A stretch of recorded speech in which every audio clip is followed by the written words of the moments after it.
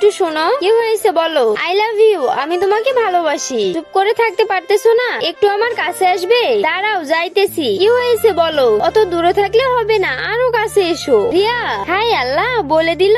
এই উঠো, দাঁড়াও দেখি। আরে রিয়া এখানে? এই চলো বাহিরে চলো। রনি, এই রনি শোনো, আমার পিছনে কেউ আসবে না, ওখানেই থাকো। অমন করলে কেন ওখানে? আমি তোমাকে ভালোবাসি সেটা বলবো না নাকি? তুমি আমাকে ভালোবাসলেও আমি তোমাকে বিয়ে করতে পারবো না। এখন বললেই হলো বিয়ে করতে পারবো না, আমার পেটে বাচ্চা এসেছে সেটাই দেখাতে এসেছি। আচ্ছা, ওটা আমি কালকে দেখবো নি, কালকে তুমি এসো। আমি রিয়াকে ভালোবাসি, রিয়াকেই বিয়ে করতে চাই, এই কথাটা বলার জন্যই তোমাদের এখানে ডেকেছিলাম। না রনি, তুমি এমনটা করো না, আমি তোমাকে ভালোবাসি। আজকে তো রাজুর সঙ্গে কথা বলা হয়নি, এই ফাঁকে একটু কথা বলি। এই দেখি কার সঙ্গে কথা বলতেছো? আরে আমার ফোন দাও, কি করতেছো? কে এই ছেলে? কার সঙ্গে কথা বলতেছো? গুরুবাল, এই ফাঁকে একটু শান্তি মতো কথা বলতে চাইলাম, তাও হলো না। তো বন্ধুরা, রিয়া এটা কার সঙ্গে কথা বলতেছিল